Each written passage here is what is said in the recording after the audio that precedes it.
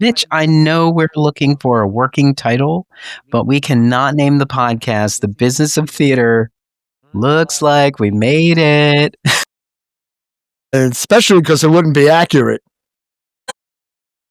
Although we are here. We are here. It's more of a question. Did we make it? We made it? We made it to 2026. I mean, I guess we could pat ourselves on the back for just some incremental progress of getting here. Yeah, time moves with or without us. Right? Yeah, the world would have gotten here whether we had come with it or not. And Steve Sondheim's advice, move on. Move on, yeah. That's it. It. Can't worry about the rest of the world. Just move on.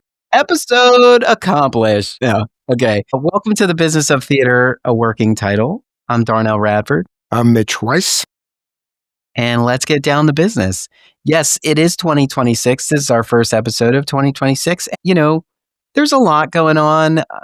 As we're recording yesterday, the Golden Globes were on TV. The winners have been announced. There's a handful of winners who have Broadway credits that have been acknowledged. But the thing is, the question is always, because that's about film and TV, and even though those artists cross over, how many theater people are actually watching? Well, I would think more than should be. Look, over the past decade, there have been a lot of reports about losing writers to television, people who should be our new playwrights with their own unique voices, and everyone's got to make a living. We've also lost actors. We've lost managers to the pandemic who are not coming back. And we have a lot of negativity. I guess I should start with a report Sunday morning had CBS Sunday morning on February 4th, January 4th. Hello, we're already jumping into the next month. We're already jumping the gun. January 4th had a report. Noah Wyle, the television actor from ER and now the award-winning, the Golden Globe-winning, was talking about why he agreed to do another medical show. And he went back to the days of the pandemic when he realized, I'm not doing this for the money. There's a community here. There's a feeling of joy in the work that there's nothing else I want to do. And even though for the pandemic, he couldn't work at all. And then, of course, he talked about the strike, the SAG-AFTRA strike, and how that gave him the same feeling. What am I doing with my life if I can't do what it is I love doing? And yeah, you were talking about negativity and stuff. Think of how positive that is. We, unlike those people who have to, put string beans in cans at factories, we are doing something that we potentially love doing. Not always. Sometimes there are bad moments. But he also talked about it. It sounded to me like PTSD. The pandemic really shook us to our limbs. We were no longer essential. Nobody cared about saving us, although there was a great deal of government money eventually sent into various larger nonprofits to keep their doors open. But again, negativity, that money often went to pay the salaries of their top 1% and not to keep really the theater open. So, okay, I'm going all over the place because Noah Wyle, who I really personally don't care anything about one way or the other, really said some very emotionally important things about who we are and the reason why theater people would watch the Golden Globes. We are in the entertainment creation business. And God, is that wonderful. It's just exciting, but we fell down or we were pushed. And getting up we have a lot of scarred knees and elbows and bruises on our face and back pains and all sorts of things from that pandemic. And I guess for television, the SAG-AFTRA strike. I think we're first realizing how damaged we are. Yeah. It is kind of interesting. It does feel like we have to work harder to get people's attention now. Mm-hmm. We talk about it all the time. In 2019, it felt like there was an abundance of theater for us to choose from, and we didn't have to necessarily plan in advance for it. I think the subscription model has been struggling for a long time. But, at that time where it was fruitful, it's that people were saying, I want to make space for all of this, which is why I'm going to subscribe. I need to try to lock these in so I can see how much room I have for other things. But now the mindset is that I don't have the capacity for any of this really. It's you either prove to me you're worth seeing, or I'm not going to bother to get out of my comfortable living room watching television. Yeah. And that has shaken up the very heart of our community. That's the way I look at it. Talking to people that I know adore theater and want to go, the prices are astronomical. They can give us every reason in the book why there's a legitimate reason to charge those prices. But nevertheless, they're still ridiculously high. Today, I'm very upset. I'm afraid to name the theater, but there's a theater that always had subsidized tickets, guaranteed being off Broadway, with original pieces and supporting new artists and writers. Let's just use as an example, their top price was all shows, all seats, $39. Now, we knew they were subsidized, but it was off Broadway and they were reasonable in what their sets looked like, etc.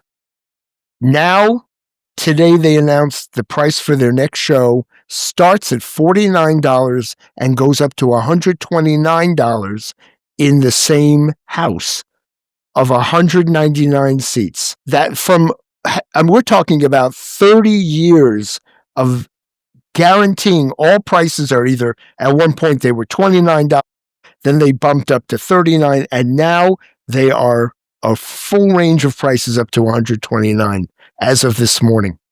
We're in trouble. And that's not, again, I'm not angry with them. They have to do what they have to do.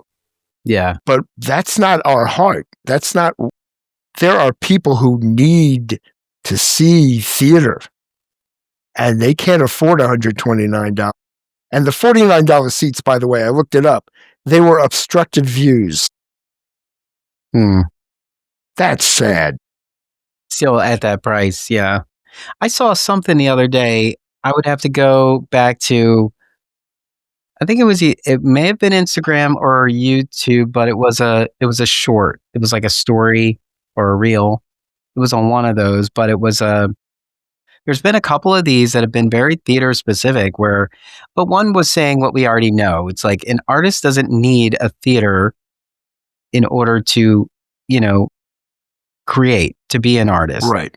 To do their work. They don't need that infrastructure particularly to do it. But it's hard to assemble a following, an audience, a patronage without the infrastructure. And so sometimes it's tough to say which one matters the most because they all matter. They all support the work in general.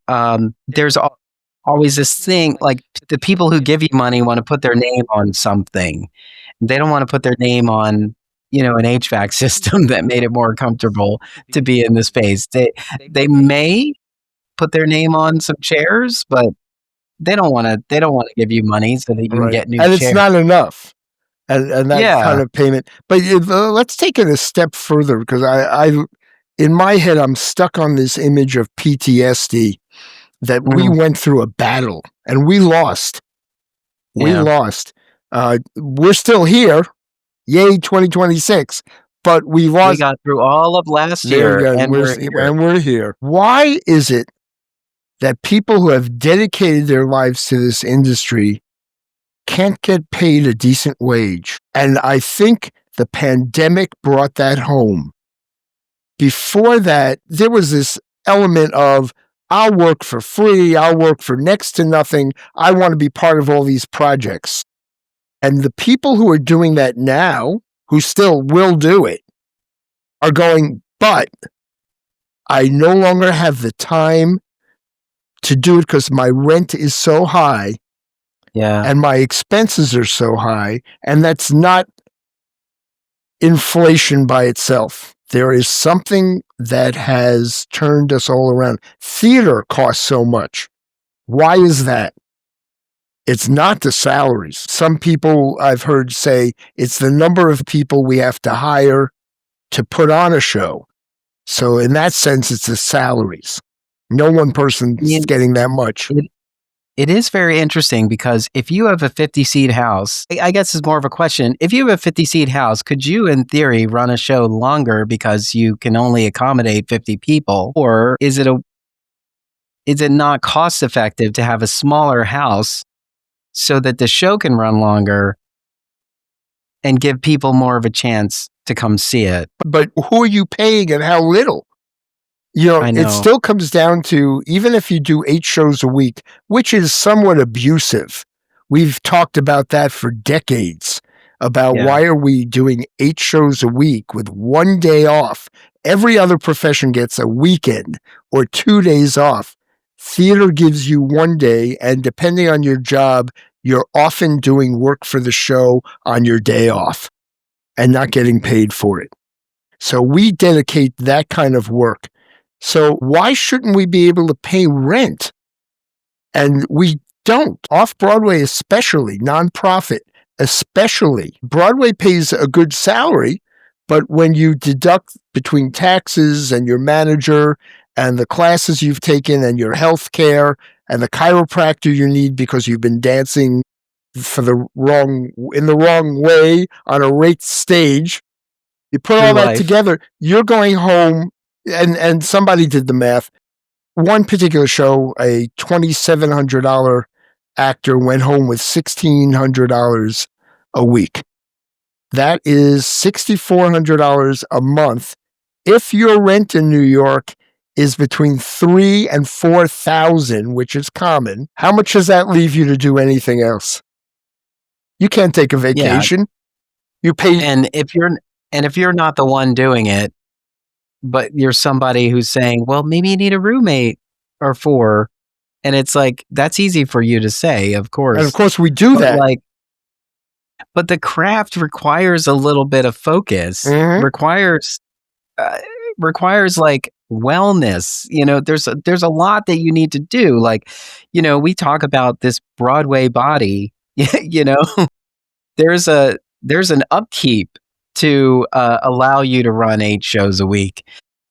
There's people who are on vocal rest. They can't go work at a frontline job and run their mouth all day, and they've got to keep their voice intact for a show in the evening. And if you're rehearsing 40 hours a week, when do you study your lines? That's in addition, and nobody's paying you for that.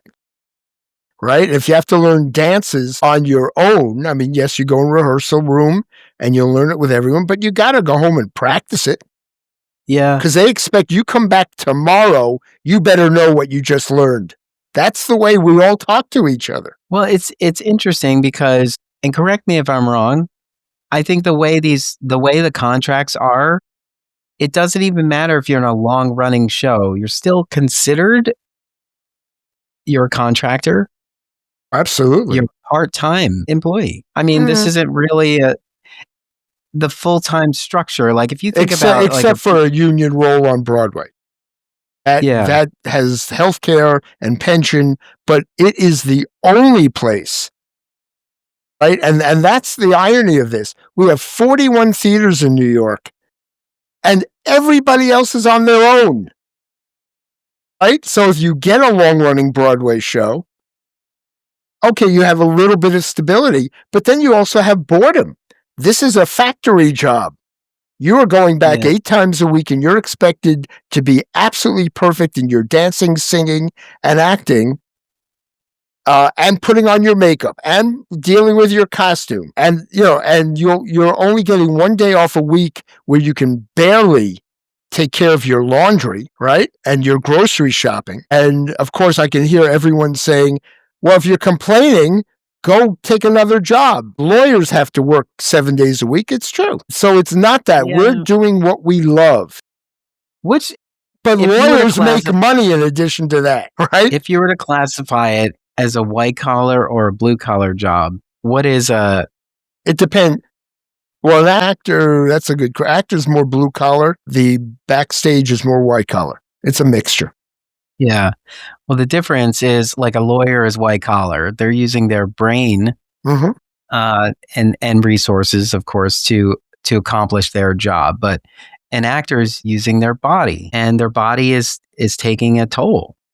And their brain, You by the gotta, way, and their brain. yeah, and it's not just 8 hours a day. You know, you got to give your body time to rest and recover to get back there. But in the process, sure, they might be in this show. If it's a musical, they might have 4 or 5 hours wrapped around each performance, like in terms of getting there and getting situated, like the length of the show, and then like sort of the wind down after. Maybe they can walk right out, skip the stage door, maybe, or something. I don't know. But even if they do want to spend some time to meet the people who bought these tickets, come see the show, all that is part of this job too. And even though it sounds glamorous to someone who's not doing it, but if you've ever been on that line at the stage door waiting to see your favorite actor in the show, they are drained. Like they look it. It's on their face. You're just like, I don't want to take up too much of your time. I just want to say what a great show. Sign my playbill. Except there are crazy people at that door, and some of them Yeah. literally, like the old joke from Bye Bye Birdie, they try to rip your clothes off. And there are people who will push other people out of the way. There are as many rude, crazy people at that stage door, as most of them are wonderful and nice and really are happy to see it. But all you need is one crazy person to ruin your entire night. Yeah. And I think about it for a regional too. It's like, I am not disappointed when an actor doesn't make their way out to the lobby. You know, after their show, you're like, I totally get it. I know you. I'll send you an email. I'll tell, I'll message you on your social to tell you I enjoyed the show, but I get it. You know, it is taxing. I think it's one of those where if somebody does not understand or thinks that someone's just complaining out of privilege or something, they should spend a day. Well, and Artists. and let's be clear, we're talking about actors backstage. If you're in wardrobe, so you're there through the show, then you're responsible for washing and drying the costumes and sewing up any tears and sending out the dry cleaning. You can be asked to stay another 4 or 5 hours into the middle of the night. There are many wardrobe people who take the costumes home with them to do the wash at home. They're up all night. And if your show is running for months, these people aren't getting any sleep either. And if you're a manager, payroll is often on your day off. And you have to pay them to send it in on a Monday in order to get the paychecks by Wednesday, so you can hand everyone their paychecks as required by the union on Thursday or Wednesday if you're a musician. There are different union requirements. You have to turn it in. So if Monday's your only day off in a week, you're working on your 7th day and not getting paid for it. It keeps producers. Lord knows in my current role, I am learning this is nonstop. The producers are making decisions. They are having meetings. They're figuring out how they can save $5 or whether the tour is going to happen in 3 months or 5 months, or how they're paying back investors and how much they're giving. They are never alone. So why, it's not what they teach you in college. It is not, because in college you get to go to classes, then you get to go to rehearsal, and you get to say, oh, isn't this exciting? For we have a weekend of doing the show. And people came out and applauded, and then I can go back to classes. And you're done. It doesn't work that way in real life. Yeah. So, I mean, forgive me, but I just want to go back to pandemic time. So all of a sudden, while everyone understands what they're giving up for the art, and they're praying to have a job doing this, even if it's abusive. All of a sudden, they find out it doesn't exist, and there's nothing else they can do or nothing else they want to do. So now we've come through a period of time where we're finding out that writers are under even less demand than they were before, that there are less theaters looking for new works.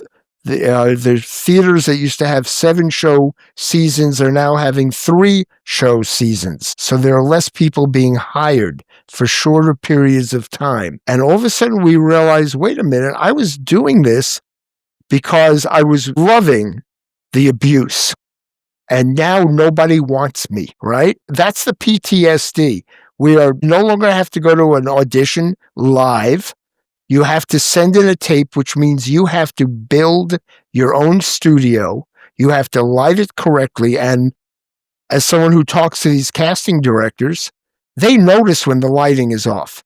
I don't know what that has to do with whether an actor can act, but for them, when they have to make a decision of, here are 40 people, I need to bring in the top 3 to see the director, if the lighting's off, they just don't ask them in. That's horrible. So I think the funny thing about it is that as a community, we resisted all of these things for so long instead of trying to incorporate them in some organic way. And when we were forced to use them, we had to come to terms with the convenience of it. And now those are things that we don't want to change per se, because now it worked as we reluctantly, moved in that direction. Also, when we did that, we cut back resources. And so it wasn't just like, oh no, we're doing virtual, or we're doing video submissions because of the pandemic, but then you said to yourself, well, I don't need the 3 or 4 people that I had supporting me at the auditions that were in person. And so now you don't have those people anymore. Right. It's like as soon as we take something out, it never comes back. It's like, because once you realize that you can do it without that expense, you won't try to bring that expense back. The question is like, why? If we've already made it work without it, why would we bring it back just for the sake of, what? And the word that you used at the beginning of our podcast tonight was community. And it doesn't mean, look, if we can save a buck and AI can replace an actor, it will happen but it still comes down to, we want human beings to be with other human beings. This is our version of church. And we don't have this mythical God, and it's not meant to be a comparison, but we don't have this image of there's a rule book. It is, we are all working together towards one goal, and that is to create an entertainment that takes us out of ourselves and shares the moment with a bunch of other people in a room. That part hasn't changed, whether it's Oklahoma, the first time it happened, or Showboat going all the way back decades before that, or whether it's Company, or whether it's maybe, I don't know, and Juliet. They're all exciting moments on stage that have variety and have human beings using their creativity. And that's what excites us, I think. But do you think it's harder? Do you think we're making it harder on ourselves to maintain this sense of community that was somewhat fantastic to begin with? Explain yourself. So, we're trying to make space for everyone. In all of our decisions, we're thinking about, is there a way to be more inclusive? Like, if you think about for a high school or maybe even a college, like when they produce a show, they're trying to put everybody in the program in it. And they can do that because they're not being paid. The artists aren't being paid, but they get to participate. When you're looking at money, it's hard because the money is a factor. Like everyone's heart's in the right place. The money is not in the bank. So they can't, it's hard to say, we're just going to do this development program because 6 people helped us make it happen. And so we'll just do that, even though we can't, because of the way things are now, we can't pull the right people in the room to see this work, so the work's not being seen by people who can actually take it to the next level because of they're in this PTSD of like, I used to do that. I'm not doing that now for many reasons. Like my family, my job is pulling me away. Like I can't go to these things like I went to them before because they stopped going to them. And now it's hard to get back into the swing of that. Well, two things that in response that I can think of. One, not counting school, theater has always been both the community and art and money. That's not changed. It's both. It's not one or the other. It's not a priority on one or the other.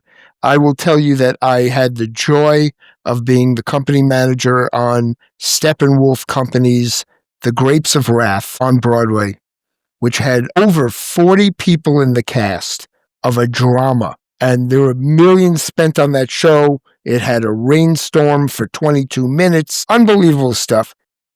The Schubert organization knew that show could not break even though we did become the Tony-winning best show, and the show did make money many weeks that it ran. But they saw this as, this is going to help our industry. It's a larger picture. Now, Broadway is different than nonprofit, is different than schools. We all have variations on a theme, but nonprofits need money. Broadway needs money. Off-Broadway needs money. Everybody needs money unless you're in school, because that's part of their programming. But we don't worry about the money as we're training people. So it is a learning curve when you get here. So, okay, you have that. The issue is, I know I can think of ways to, I'm not trying to be political, to rearrange the money so that we could do more of what we used to do with less angst. I can think of it. Doesn't mean anyone wants to follow my idea, right? But where are the discussions? I'm always arguing with that. There are people much more brilliant, much more connected in theater than I am. As much as I don't want to admit to that, having written The Business of Broadway. But do you think, I think the other side of the pandemic, the other thing about the pandemic is that we're not necessarily speaking with the same voice like we were before. Interesting. Because on this side, everybody was like, I know, for instance, in our community, we would get groups of companies together and say, what can we do? Like there's no one coming to save us. It's just us. So what can we do? And then there are companies that have greater means, but their struggle is different, although equally as justified as someone whose resources are. Excellent point. Because again, talking about what the pandemic did to us prior to the pandemic, and the community is still the word I'm going to jump back to. Here in New York, there were restaurants in which we all knew when a show was over, if you wanted to see other people in other shows and talk to them and hang out and just communicate, we knew we could go have a drink or a snack. They're all demolished. They're all gone. There are now tall hotels in their place. And no one replaced those particular restaurants. So long Theater Row Diner. Well, Westway, but the diners have not replaced that. Yeah. But there are the West Bank is trying. We used to have in the early days, a place called Curtain Up. Moore's was right across the street from the Broadway theaters. You could find anybody in that place every night. Joe Allen's tried to stay that way in Restaurant Row on 46th Street. And it's now pretty much tourist. There are still theater folk that go there, but you'll see a handful of them. But it's not a hangout. That's the part that we're missing. People go home after the theater. They're tired. They've Yeah. rehearsed, even after the show was running. Of course, there are rehearsals on your afternoons off. It's not like you just go home and do whatever you want. So, This always gets me about an unabridged production. what? You're like, your show is how many hours? Yeah. It doesn't start at 7. It starts at 8, and it's 2 hours, 45 minutes.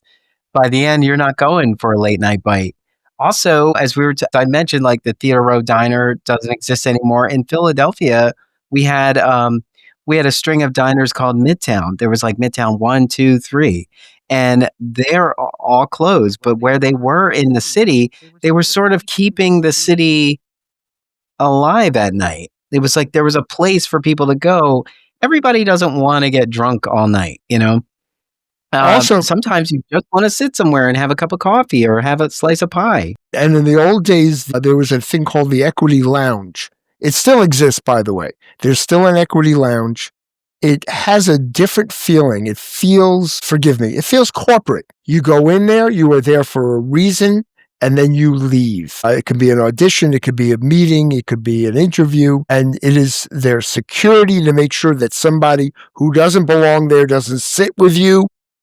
What used to be next door to the Equity Lounge was a snack bar. That's out of business. Right? Now you literally go there just to do your business. There used to be an equity call board where people who were subletting their apartments because they were going on tour. And you could find a great price because actors trust other actors. And they'd say, you know what? I'm only going for 2.5 months. I got to find someone willing to take these months. And I don't want a stranger. I want someone in the business. And guess what? Somebody coming right out of college would need it, and they'd get a good price on a place until they could find their own. And this was constantly part of our day-to-day life. None of this exists because the housing for actors is online. And it has to be official, and it has to be watched carefully because online you can't stop anyone. You can have a password, but that could be anybody. Well, this is kind of what I was saying. Our business is about gathering in person, in real time. Mm-hmm. And I think it's what makes it a little bit of a challenge for us to continue to move forward. Like that mindset is not evolution. It's why can't things be the way they always were? I mean, we felt like that at the beginning of the pandemic. It was like, we are not looking to pivot. We want people to come back to our theater. Instead of saying like, they can't be here right now, so let's do the equivalent of making great art and meet this moment. Right, but what you said was the equivalent. And the part that has not come back and has not been put together is that commingling, that live community spirit in the industry. We may have been able to put the shows on again, and there's still wonderful actors, and we still see each other, and we like each other, and blah, blah, blah. But there isn't the same humanity amongst us on a daily basis and it's not saying it has to be what was. You know me, I'm very much against what was. I'm trying to move forward. The part I'm trying to keep is the humanity part of it, because that's what made the hard work worthwhile. And that's the part I'm missing. Believe me, I've thought on my own to make up, let's meet once a week at 10 o'clock at night. We're going to go to this particular place and send it out over the internet, let every actor know about it, put up a sign backstage everywhere. I know how to do that. But do I personally want to be responsible for supervising a get-together when restaurants and bars and other theaters with lobbies exist? I don't. That's on me. I prefer to be working on new shows, not to be the social host for everybody in the industry. So how do we find that way to do that? Well, it's crazy to think of how long ago this was, but before showscore.com Mm-hmm. became a website, Mm-hmm. there was a meetup group that came out of I Meetup remember that. that was like Broadway Lovers Meetup group, and they bought a block of tickets. They announced it to their group. The group bought those tickets. They came to the show on that date, and they were also encouraged to join them at a bar afterwards to unpack and talk about the show. That wasn't the bar doing that. That was individuals deciding, like, we want to create that community. And so I think But I'd be somebody has to do. but there are two things with that. I'd be interested to know why it no longer exists. I think it became show score. It did, but that aspect of show score doesn't exist. They're getting Yeah. people I together. don't. It doesn't. But more Yeah. importantly, that's for the audience.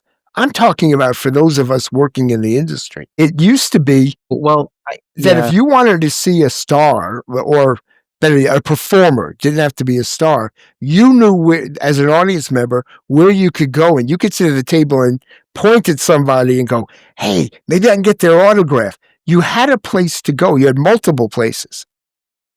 Doesn't exist. But that wasn't an organized effort. No, it wasn't. That's the point. It just happened and it became like a thing that whispered down the lane that you knew. But I'm suggesting that we don't organize it, that we actually, there has to be this. This is the part that I'm missing. Where do Yeah. I hang out with everybody that's already my friend rather than invite them to lunch or dinner, which I do, but that's a few at a time. I just want to know when I go see a show, I know where those people are going to hang out. They may not all be there, but I know. That is a very good point. And I do think so, like, for example, there's a theater company that has a great restaurant partners list, right? In Philly, you're There's a talking about? handful of, yeah, Okay. or any theater in any theater that has a restaurant partners program. Okay. Like, hey, you can go there with this, you can go there with our ticket and get a discount, blah blah blah. But none of those places are specifically the haunt, the hang. That's right. Walnut Street Theater used to have, there was a bar around the corner called Coco's, and it is now called the Craftsman Saloon or something like that. But that was a place where unconsciously, if you were at Walnut Street Theater afterwards, it's like, you gonna go to Coco's? And it was just sort of yeah, I'm gonna go get a drink and I'm probably not gonna stay long. You know, it was that thing. And you kind of knew after a show closed at the Walnut that if you went to, you might see some of the artists in the show. You're right. I, I feel like there are some theaters that just sort of exist in a space alone. You know, like maybe that's part of a whole economic development conversation that, like, this theater is coming up. Can we get a restaurant, a cafe, you know, to come into the space with them or the area around it? Because if there isn't anything nearby, like, for example, I worked at Theater Exile in South Philadelphia. While they do have, there's a corridor in that area where there's a lot of shops and restaurants and various things. There isn't one that's specifically the haunt, or like the place that the artists go to. And I think the closest thing we have here in Philadelphia is the bar above Plays and Players Theater, which is called Quigs.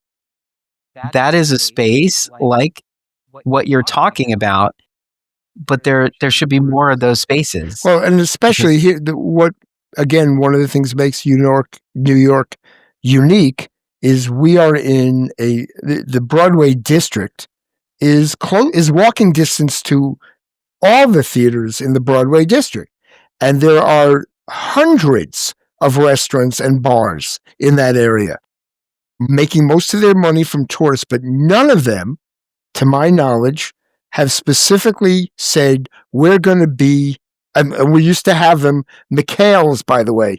Every stagehand, every musician, after every show, especially between matinee and evening, went to McHale's. When a manager or an actor was invited by a stagehand or somebody backstage at a show to McHale's, it was an honor because you're hanging out with everybody that knows their worth backstage on Broadway. It was their haunt. Then there was the Actor Place. They were all within 3 blocks of each other. So you could pop back and forth from one thing to the other. You could get discounts if you were in a show, not the audience. This was to encourage you to spend your time with our community. Yeah. And then the audience would hear about it, those who were in the know, right? Yeah. And that would help the restaurant. We have none of that. I'm thinking, I cannot think of a single place except West Bank, which is not in the middle of the district, that still exists. They have been knocked down and kicked out. Edison Cafe, it was a diner, part of the Edison Hotel. That there are more Broadway deals, business deals that were done in that diner. Neil Simon wrote a comedy about that diner and a business deal that was done in that diner. And that is now gone. It's now some other deli or something attached to the Edison Hotel. All of these places that are history are gone. I'm not saying let's go back to history. What has replaced them? Where's our warmth, our telling each other we care about each other? That's the PTSD. We came out of a war and we're all going home on our own to lick our own wounds instead of sharing them with each other. And if bitching is involved, great. You bitch about your show, anybody you want, but you're doing it with each other, right? Well, I think this is part of, two things. One, the infrastructure didn't exist. And so the artists found it. Like, the Edison Cafe wasn't set up to be Broadway's go-to place. It became Broadway's go-to place because somebody went there, made a deal, and then kept going back there. It's just like every time a new coffee shop opens, some members of the community claim it as their own and it becomes their own place. But as they disappear, it's like, well, how did that even form? Like, how did it even happen? When you think about the infrastructure that supports our industry is dwindling as well because people aren't thinking about there's a theater around the corner. I should open up my shop here and let the theater know that we're here. Things are opening and they might just think the theater is not going to generate any business for them, or their place isn't a place where you can sort of park and exist there. It is interesting, when I think about a lot of places I go to see theater, is there somewhere nearby that we always go to that's like a go-to place?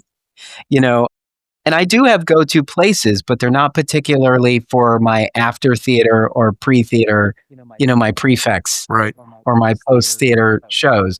And who knows, maybe it's something like we have to reinvigorate the prefects. We have to bring back the prefects. But it's not a community-wide effort. It's sort of like these individual things. And maybe if the turnover of artists that are working with us is so consistent that there isn't anybody to really onto it to say, we always go to every show after a show here, we always go to this place. Well, I just want to do a shout out. Not going to embarrass him with the lesson. Craig used to be the host at the Barrymore restaurant. People went there. By the way, Craig is now an usher at the Winter Garden Theater. At the Winter Garden? At the Winter Garden. That's where he ended up when they knocked down his restaurant. He didn't own it, but because Greg was a theater nerd galore, everyone went to see him. He was at that door. Hey, he knew everyone's name. He sat him down and, do you need this? Oh, by the way, they're over there at the bar. He was that person that made that place belong and made you feel like you belong there. Right? That is what a restaurant needs to do. It's more than just saying, hey, we have to find our own place. Somebody's got to say, you're welcome here and we care about you. And the place was packed with both tourists and theater folk. So On that note, I think we need a lot of new theater lovers, and maybe we're due for it. yeah, But the reason all that faded away is because we're starting a conversation now. And perhaps we need more of those hardcore theater lovers to sort of rise to the top again and hold those things intact. it'd be nice. You know, I hope those listening in a space where we have the ability to comment and chat, let us know if you have somewhere that you go before or after a theater show, so that we can compile a list or at least have an idea of like where we can go. Because I know these places still exist, but you're right. That is something that's missing that wasn't particularly part of your contract per se. And let's add to that, there are restaurants, tons of them in the Broadway area, that will cost you a $60 meal a night. We're not going there. Like I said, if Mhm. you get your Broadway Yeah. contract and you can make as much, and you're making $2,700, but you're taking home $1,600, you're going home to eat, or you're going to find the cheapest thing you can, right? Yeah. So that's part of the problem, is that It everything really is is expensive. savvy of artists now. Yeah. The savvy of artists now, like I thinking about it in the festivals too, they already know how to get exactly what they need and not get swept up in the nightlife of the festival because they're here working. Mm-hmm. I've definitely heard that when I went to Edinburgh. I hear that in the Fringe as well here in Philadelphia. Yeah, these are all interesting changes that, you know, the mindset is different, but perhaps there's change coming. And on the positive note, we still love what we're doing, but we just want it to, we want the good parts back, and we want to fix some of the parts that didn't work in the first place. Yeah, so in 2026, we are going to resist everything that's trying to dismantle us. We're going to fight for our traditions because they are the foundation of what makes what we do so valuable, so meaningful, that it's a calling for us and we can't lose sight of that. In no matter what is trying to pull focus, you know, these are the things that we hold dear and we keep them tight. So remember, it's the people. We are a community. It's the people and engaging with those people that make everything you see on stage so wonderful. When you see a show and you're like, that team, they're like family, something like they're so in tune with each other. It's because they had these moments to come together, you know, outside of the work and really make meaningful connections that shine through on our stages. And so it's just something to keep in mind as we move into 2026, that we're not going to lose sight of those things. We're going to continue to hold those things that really kept us together to make sure that we don't let them go. And that's the business of theater, a working title. I'm Darnelle I'm Radford, Mitch Weiss. and we'll see you at a theater. Yay, yay.